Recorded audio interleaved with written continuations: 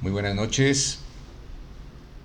Hoy hablaremos un tema supremamente importante en el derecho de familia, un tema que siempre será complejo por los conflictos que su, mm, digamos, decisión práctica conlleva.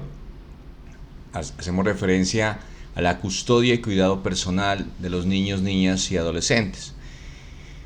Pero sobre todo quiero aprovechar el estudio de esta sentencia, la sentencia del doctor Luis Armando Tolosa Villabona, la STC 2717 del 2021, del 18 de marzo del año 2021, muy reciente además, por lo didáctica que termina siendo al explicar en un caso concreto los conceptos de custodia, cuidado personal y de igual forma las visitas o régimen de visitas, ya que resulta trascendental dar un concepto claro y preciso sobre estas figuras jurídicas, en la medida en que siempre en estos asuntos de familia pues estamos obligados a ser técnicos a la hora de definir y de definir pues aspectos jurídicos y de igual manera pues también entendiendo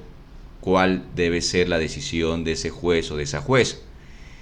Llama la atención, por ejemplo, en esta sentencia cómo corrige la decisión de un juez de familia en la manera en que éste se equivoca al definir o al confundir más bien los conceptos de custodia en su modalidad de custodia monoparental y custodia compartida. Por eso me parece atinado que podamos hacer un breve estudio o una referencia de esta sentencia para dejar claros estos conceptos. Ese es el propósito pues de este video del día de hoy, ¿vale?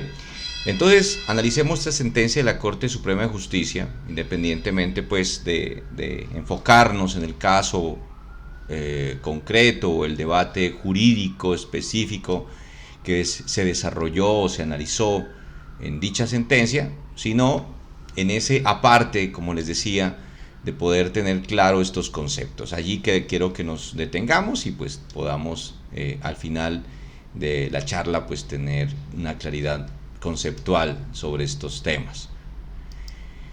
Bien, miren lo que dice la Corte, miren cómo lo establece en estos términos, pues para más o menos contextualizarnos un poquito en el debate, ¿no?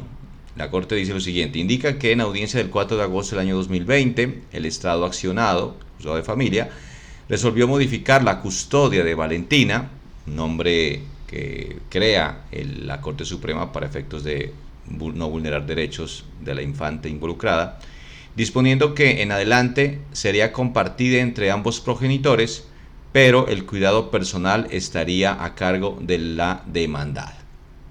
Eso lo dice la juez de familia, lo resalto pues en este análisis, porque a partir, digamos, de esta decisión, la Corte llama la atención para decir, mire, hay que tener claro qué es esto de la custodia y qué es esto de los cuidados personales, porque aquí hay un error conceptual.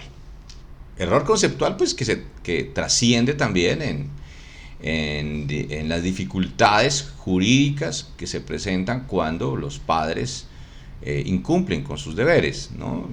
Y esto pues es lo interesante en este caso. Hay que partir diciendo lo siguiente, miren,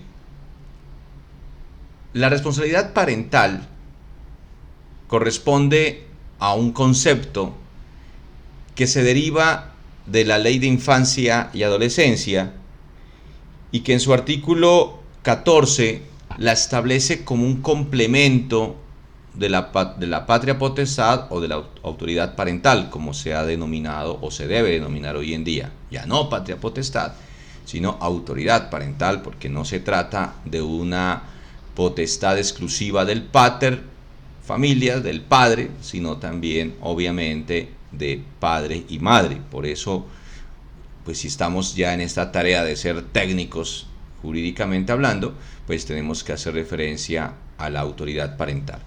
Entonces el artículo 14 aunque bueno, la Ley de Infancia y Adolescencia sigue mencionando el concepto de patria potestad, pues la Corte Suprema de Justicia lo ha corregido en tal sentido. Dice lo siguiente el artículo 14. La responsabilidad parental es un complemento de la patria potestad establecida en la legislación civil. Es además la obligación inherente a la orientación, cuidado, acompañamiento y crianza de los niños, las niñas y los adolescentes durante su proceso de formación. Esto incluye la responsabilidad compartida y solidaria del padre y la madre de asegurarse que los niños, las niñas y los adolescentes puedan lograr el máximo nivel de satisfacción de sus derechos. Ya sabemos entonces que la responsabilidad parental es un complemento de la potestad parental, de la ya conocida patria potestad, definida en el artículo 288 del Código Civil como ese conjunto de derechos que tienen los padres para efecto de cumplir con sus obligaciones. Pero recordemos que el Código Civil lo limita a ese deber de administrar los bienes del hijo, administrar el usufructo de algunos bienes de su hijo, y de igual manera la representación legal.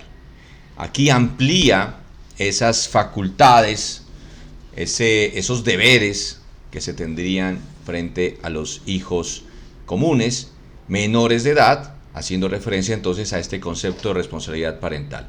¿Por qué es importante tener claridad de este punto?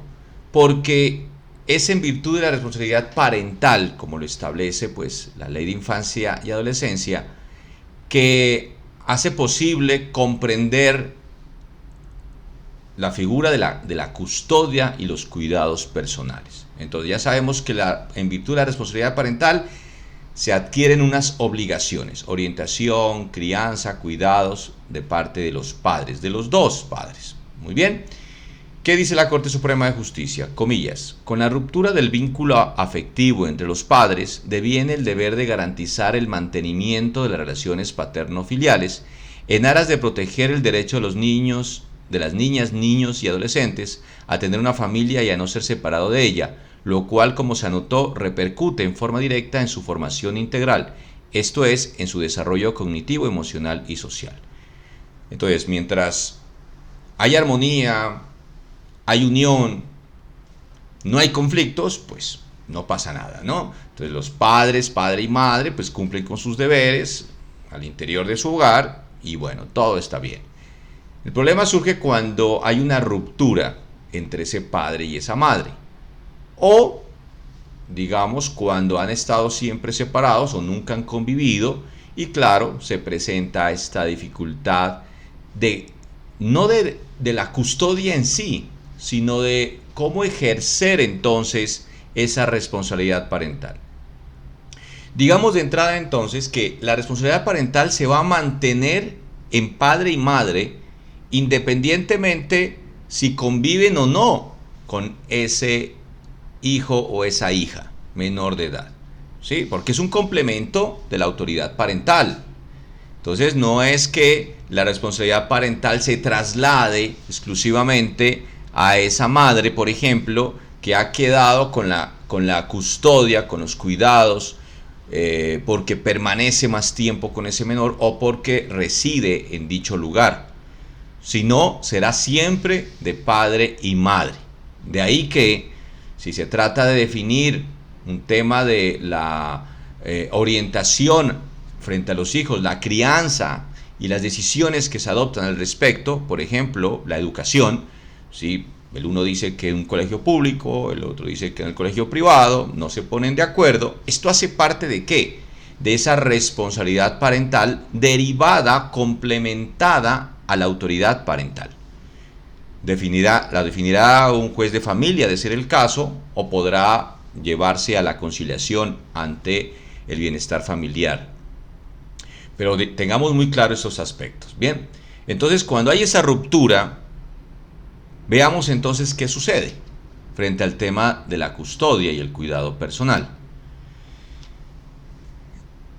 Hay norma que define o establece el tema de la custodia y los cuidados personales. El artículo 23 de la Ley de Infancia y Adolescencia lo establece en los siguientes términos.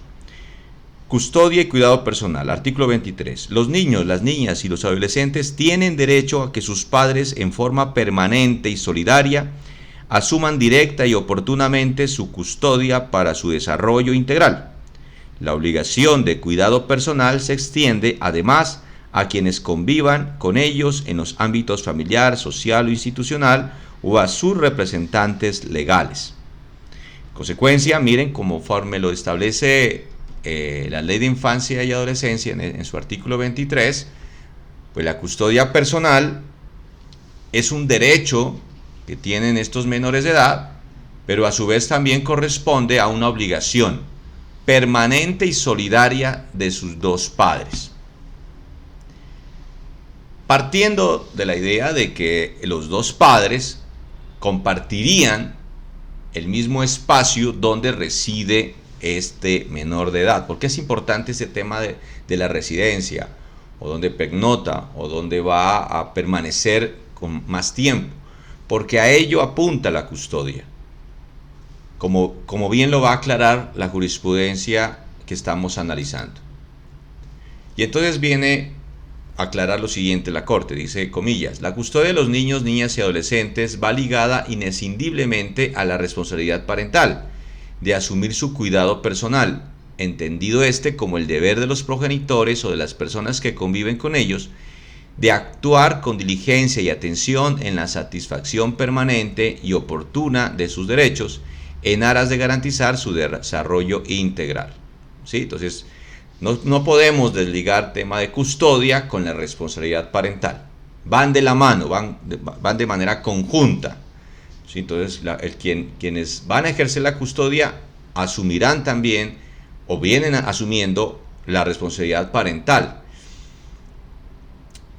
La obligación de custodia de los niños, niñas y adolescentes conlleva implícitamente el deber de garantizar su cuidado personal. ¿Por qué hay una confusión frente al tema del cuidado personal? Desde ya lo aclaro. El cuidado personal lo ejercerá quien tenga a su niño o niña, su hijo o hija, bajo su tenencia. O sea, si ese padre o esa madre está ejerciendo el derecho de visitas y por consiguiente retira a su hijo de su lugar habitual, o sea, que permanece con su otro progenitor, y lo lleva a otro lado, vamos a suponer a un centro comercial, pues en ese espacio de tiempo en el cual está ejerciendo el derecho de visitas que tendría el padre, ese derecho de visitas en ese espacio, en ese lugar y en ese tiempo deberá cumplir con los cuidados personales. Lo que significa entonces que los cuidados personales siempre estarán a cargo de quien tenga en su momento la tenencia de su hijo o de su hija menor de edad. Por supuesto entonces que si un padre o una madre tiene la custodia, está asignada la custodia, pues tendrán ellos a su vez también el deber de los cuidados personales. En otras palabras, dice la Corte, quien tenga a cargo la tenencia física del menor está obligado a asegurar su protección. En este entendido, no es correcto afirmar, como en el presente caso lo hizo la jueza accionada, porque ese era un trámite de acción de tutela, miren lo que corrige la Corte Suprema de Justicia. No es correcto afirmar que mientras un padre detenta la custodia o los dos la ejerzan de manera compartida, solo uno asumirá en forma exclusiva el cuidado personal, pues se itera la obligación de custodia de los niños, niñas y adolescentes conlleva implícitamente el deber de garantizar su cuidado personal. Así que ya empezamos a definir conceptos, ya sabemos lo que es la responsabilidad parental, un complemento de la autoridad parental, de la que se ha denominado patria potestad. De igual manera, el cuidado personal, que va a ser siempre ejercido por quien asuma la tenencia o quien tenga la tenencia de ese niño, de esa niña o de ese menor de edad, y no es exclusivo de quien ejerce la custodia asignada por el juez o por la jueza. Por ende, entonces, sabemos ya lo que corresponde al cuidado personal. Ahora bien, hablemos un poquito de la custodia. La custodia se ha definido, se ha establecido como aquel derecho y que a la vez es deber, facultad deber, que tiene un padre o una madre de ejercer los cuidados personales, la orientación, crianza, aquello que se deriva de la responsabilidad parental, pero derivada de la mayor permanencia con ese progenitor, ese padre o esa madre. Esa tenencia de mayor tiempo, de residencia, donde pernocta el menor con mayor tiempo, es a quien se le asigna la custodia. Esa custodia puede ser o hacer parte de un sistema monoparental o, como se ha denominado, custodia compartida. ¿Qué es esto de la custodia monoparental y la custodia compartida? La custodia monoparental hace referencia a que solamente a un progenitor se le asigna entonces esta tenencia de mayor tiempo, de residencia, donde va a permanecer con mayor tiempo el menor, a efectos de que ese otro progenitor que no la tiene puede ejercer su derecho de visitas. Paréntesis. El padre o madre que no tiene la custodia ejerce el derecho de visitas. El derecho de visitas es frente al padre o madre que no ejerce la custodia o no ha sido asignada la custodia. Así lo aclara la Corte Suprema de Justicia, a pesar de que la Corte Constitucional tiene o plantea otra definición al respecto. Entonces, cuando hablamos de derechos decimos, mire, el derecho de visitas es del progenitor, mientras que el menor de edad, ese hijo o esa hija, tendrá su derecho a la familia y a no ser separado de ella. ¿Listo? Esto lo vamos a ver un poquito más adelante. Entonces decíamos, la custodia monoparental correspondería a ese criterio, mientras que la custodia compartida es aquella que es ejercida por ambos padres. Y entonces, como decimos que la custodia monoparental es frente a uno de los padres y el otro ejerce el derecho de visitas, pues la custodia compartida es cuando se asigna la misma a los dos padres a la vez. Y entonces diríamos, pues si es a la vez, ¿cómo podría establecerse ese sistema? En la práctica se ha determinado que esa custodia compartida se define a fin de que el niño pernocte con uno de los padres en un periodo de tiempo y a su vez lo haga también con el otro progenitor. Ejemplo de custodia compartida es cuando se le asigna la misma 6 meses al padre y los siguientes 6 meses a la madre.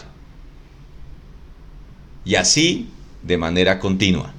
Allí habría una custodia compartida, porque no va a ser exclusiva de un progenitor, sino conjuntamente la están ejerciendo. Por supuesto, si están separados los padres, obviamente, se asignará en tiempos diferentes, porque podría establecerse la custodia compartida, o que se mantenga la custodia compartida, cuando los padres cohabitan en el mismo lugar. Ahí están ejerciendo una custodia compartida. No hay una custodia monoparental, sino compartida. Pero pues son casos en los cuales pues partiríamos de la idea de que no hay un conflicto respecto a la custodia. El conflicto se da es cuando se separan o cuando no conviven o cuando pues nunca lo han hecho. Entonces allí es cuando se requiere definir el tema de la custodia. Dice la Corte lo siguiente: en principio, en virtud de la autonomía de los padres y madres, la determinación sobre quién debe asumir la custodia y el cuidado personal del menor deberá ser tomada por estos, o sea, por los padres, quienes de común acuerdo podrán decidir si la tuición estará a cargo de manera exclusiva en un solo progenitor, custodia monoparental, o si la misma será realizada en forma simultánea y conjunta por ambos padres, custodia compartida. Y miren cómo aquí lo aclara mejor la Corte. Dice, sin embargo, ante la falta de acuerdo sobre el particular, corresponde al Estado definir cuál de los dos progenitores es el más idóneo para asumir la custodia y cuidado personal del menor, evento en el cual se deberá establecer un régimen de visitas y fijar la cuota alimentaria a cargo del padre que no residirá con aquel, o sea, la custodia monoparental. En la custodia monoparental, entonces, se deberá establecer quién tendrá esa custodia, o sea, quién ejerce la custodia, a quién se le asigna la custodia, hablaríamos de una custodia legal, y quién va a ejercer entonces el régimen de visitas, quien no se le ha asignado esa custodia. O incluso, dice la Corte, si al estar ambos ascendientes en la capacidad de garantizar condiciones favorables para el desarrollo integral del infante en un ambiente sano, otorgar la tuición alterna, miren, para la distribución equitativa de los derechos y deberes parentales derivados de la crianza, que sería la custodia compartida. En cualquier caso, se itera atendiendo al principio del interés superior del menor. Entonces ya será en el caso concreto en el cual se evaluará si es más conveniente para garantizar los derechos de ese menor de edad asignar la custodia monoparental o asignar la custodia compartida, de manera alterna, como bien lo dice la jurisprudencia. La regla general es que los padres de común acuerdo concilien lo referente a la custodia y cuidado personal. De no ser ello posible, como ya lo había mencionado, es el juez de familia quien en cada caso concreto, según revelen las pruebas y la opinión de los menores, tiene la discrecionalidad para adoptar el sistema de custodia que resulte más apropiado para los niños, niñas y adolescentes, entre el ejercicio de la custodia compartida por ambos progenitores o la custodia monoparental, estableciendo al padre o la madre no custodio el régimen de visita y la cuota alimentaria correspondiente, según la sentencia T384 del año 2018. Aquí es muy importante resaltar lo siguiente. En todos los casos en los cuales deba definirse un tema de custodia o un tema de visitas, o en cualquier asunto en el cual se discuta o se debatan los derechos de un menor de edad, debe ser escuchado el mismo por mandato legal, Ley de Infancia y Adolescencia, y mandato convencional, derechos de los niños, niñas y adolescentes. En esos eventos debe siempre ser escuchado, deberán ser escuchados a fin de, y no solamente de ser escuchados, sino también atender sus opiniones, porque no es solamente como cumplir con el trámite de saber qué quieren, sino también de poner atención y consideración a sus requerimientos, a sus opiniones. Claro está, pues que dependerá de la edad de ese menor de edad para definir pues la manera en que se va a expresar o la manera en que podrá participar dentro del juicio. Tratándose de un niño o una niña que por la edad, o un adolescente que por su edad tiene una capacidad de expresar su criterio, su voluntad, sus opiniones, pues podrá verbalizarlo en la misma audiencia de una práctica probatoria. Pero de no ser así, bien podría acudirse a un experto para que lo haga, un niño de una temprana edad, por ejemplo, para que este experto pueda traducir cuáles son sus deseos. En lo posible, deberá siempre ser atendido o poner en consideración sus opiniones, que participe dentro de un juicio. Podría incluso incurrirse en una vulneración al debido proceso y la vulneración de derechos fundamentales de no ser así. ¿Qué mejor o qué más en estos casos en los cuales pues se define prácticamente con quién va a estar permanentemente o con mayor tiempo ese niño, niña o adolescente? La T397 de 2004, esa sentencia de la Corte Constitucional, pues da unas pautas, unos criterios para determinar si le es más favorable a ese niño o a esa niña o a ese adolescente asignar una custodia bajo la modalidad monoparental o compartida. Independientemente entonces de cuál sería el sistema a adoptar, se debe considerar pues algunos criterios que podrían, o más bien ayudarían a ese juzgador para tomar esa decisión. Por ejemplo, la garantía del desarrollo integral del niño o niña adolescente. Esto pues tendrá que ser definido a través de el experto en psicología, del ICBF o del asistente social asignada al despacho. También, por ejemplo, la preservación de las condiciones necesarias para el pleno ejercicio de los derechos fundamentales, la protección del niño frente a riesgos prohibidos. Si hay antecedentes de un tema de maltrato, de violencia, mucho más, pues obviamente un tema de abuso sexual, pues esto obligatoriamente deberá ser evaluado para establecer el régimen de custodia. El equilibrio con los derechos de los parientes, biológicos o no, sobre la base de la prevalencia de los derechos del niño o niña adolescente, la necesidad de evitar cambios desfavorables en las condiciones presentes. Miren, claro, en lo posible debe acudirse a ese criterio de que donde se ubica, donde se encuentra o donde ha permanecido, si no hay riesgos, si no hay indicios de que este espacio le es desfavorable, pues qué mejor que permanezca allí, en ese espacio, en ese lugar físico. Por eso, un criterio importante a tener en cuenta es cuando esos padres se separan, pues generalmente uno de ellos se queda en el mismo lugar, en la misma casa, en el mismo apartamento. A partir de allí ya se parte de un criterio, de que esa misma residencia le es más favorable a ese niño. Se parte de esa presunción, no digo que siempre sea así, claro, sino de que el trasladarlo a otro lugar, a otro espacio, a otro barrio, que posiblemente pueda afectar también la distancia con su colegio, pues le pueda resultar desfavorable. Son criterios que deben ser analizados en el contexto que se derive de un caso concreto. De ahí que son simplemente parámetros a tener en cuenta.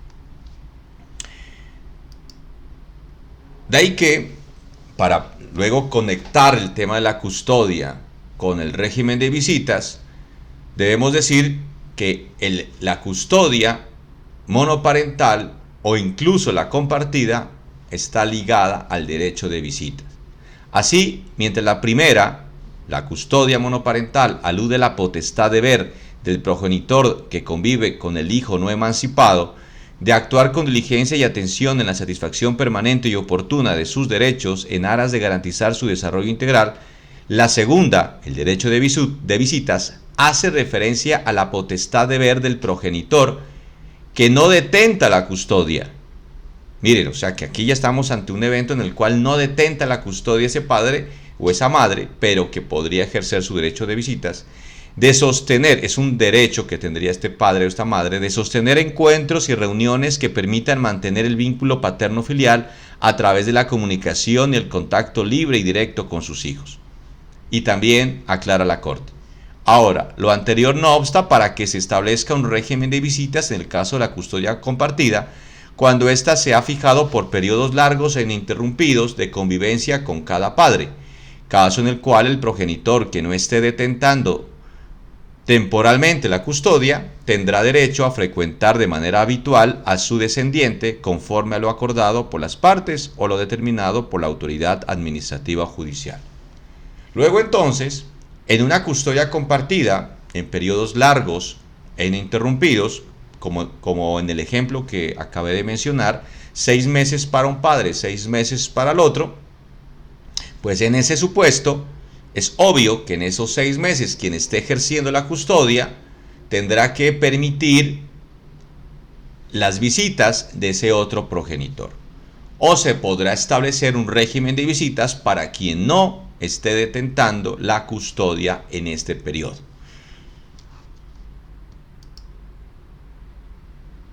Así finaliza la Corte, pues en el análisis que estamos haciendo. Mientras el régimen de visitas corresponde a una potestad de ver de los padres respecto de sus hijos derivado de su patria potestad y de su responsabilidad parental, El derecho a tener una familia y a no ser separado de ella se predica específicamente de los niños, niñas y adolescentes.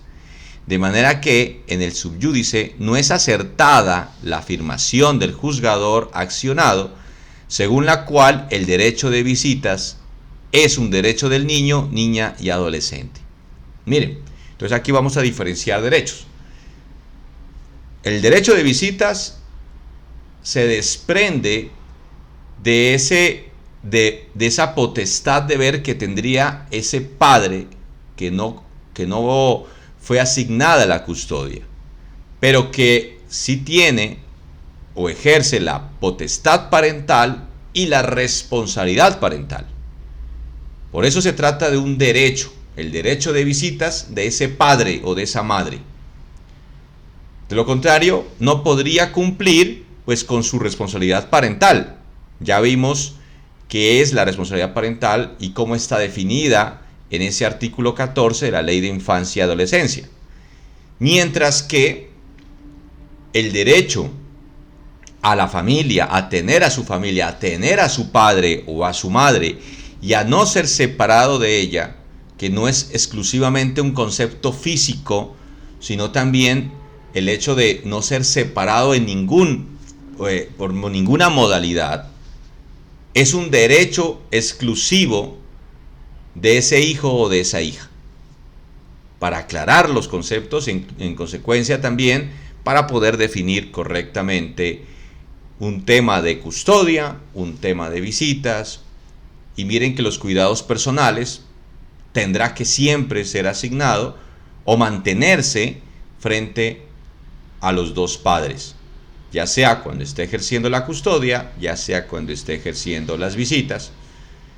Y la responsabilidad parental la ejercerán siempre los progenitores, así no se le haya asignado la custodia, ya que a través del régimen de visitas es la forma de hacerlo.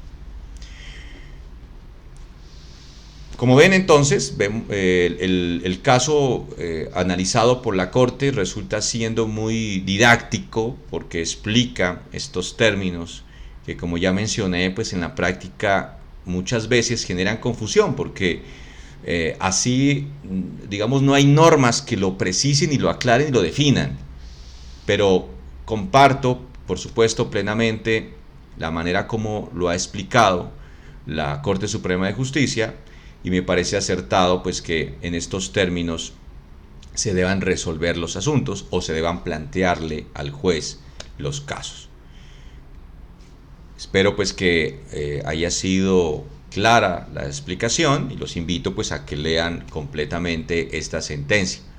Estaré compartiendo con ustedes otras sentencias, tratándolas de analizar, sobre todo en estos temas, en temas de familia, pues que resultan siendo muy interesantes para quienes ejercemos en esta especialidad. Les agradezco su atención, que tengan una feliz noche.